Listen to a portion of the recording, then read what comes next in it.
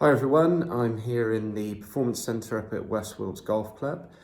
I've got the simulator on behind me. Someone requested on my newsletter that I cover bunkers, and I thought this might be an opportunity to do that. Although obviously in the studio I haven't got a bunker or any sand to hit out of. But I've got the simulator on, obviously as you can see, and I've got us in a bunker at the back of the 10th green at the Belfry. Tricky shot, we've got to go over a little bit of rough, back onto the green, obviously try and get as close to the flag as we possibly can, but we have water the other side, so it's a bit of a daunting shot. So I'm going to take you through a few of the key points of playing a good bunker shot, and hopefully this will help you once you get out playing again. I just want to cover a couple of bits of information about the clubs themselves, what you should be using, what you shouldn't be using. Obviously we go straight to the sand iron normally, but you can use a lob wedge out of the bunker.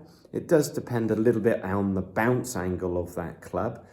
So if you've got thick, heavy sand, you'd want to use more bounce. So 12 to 14 degrees of bounce would be a good starting point. If the sand is very wet and hard, you want to look more towards your 10 to 8 degrees of bounce to get a better strike and a better contact.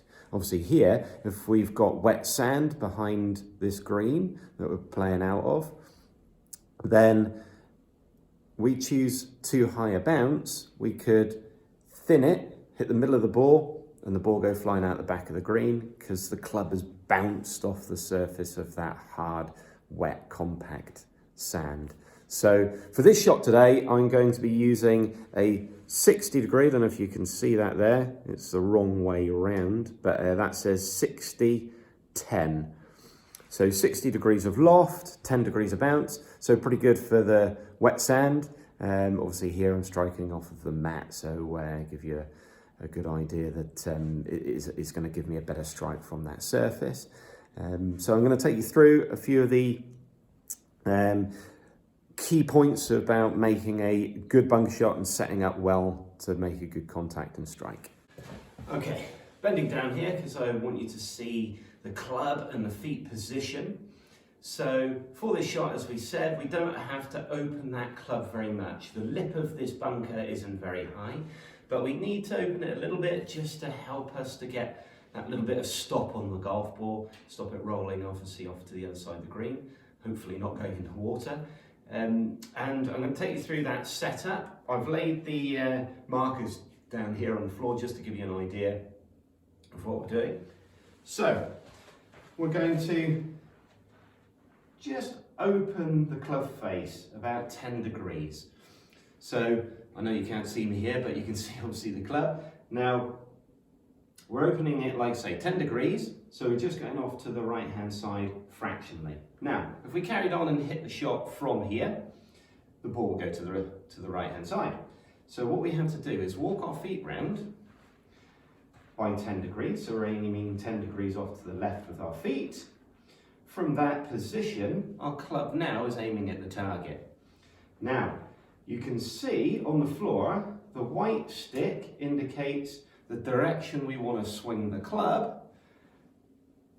The green one is the direction the shot is going to travel. So you can see they're actually slightly different.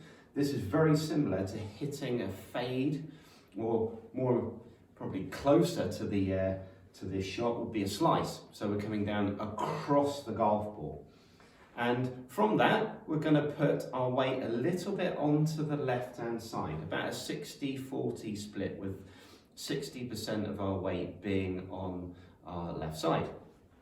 And then from there, nice full backswing, and most importantly, follow through. You've got to follow it through. Don't decelerate into the sand, because you're likely to then flick it the golf ball.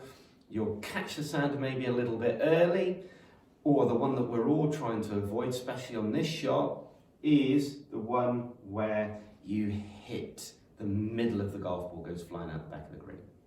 Okay, so once we're in position, nice loose grip on the golf club. When I say loose, I don't mean it's going to come flying out your hands, but just enough to hold on to that club. And like I said, important to follow through. So keep your eye on the ball, back, follow the line of your feet and through. Back, follow it through.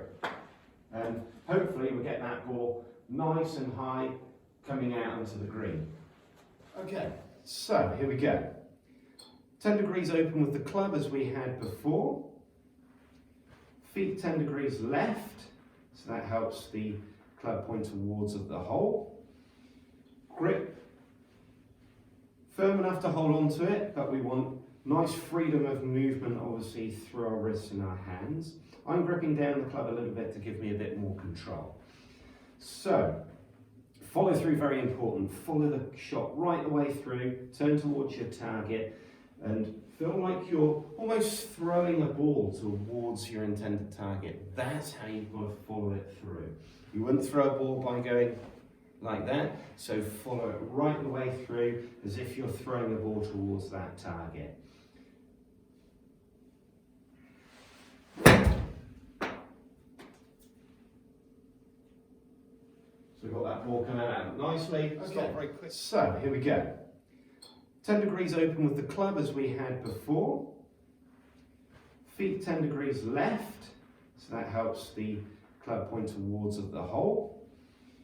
Grip firm enough to hold on to it, but we want nice freedom of movement obviously through our wrists and our hands. I'm gripping down the club a little bit to give me a bit more control.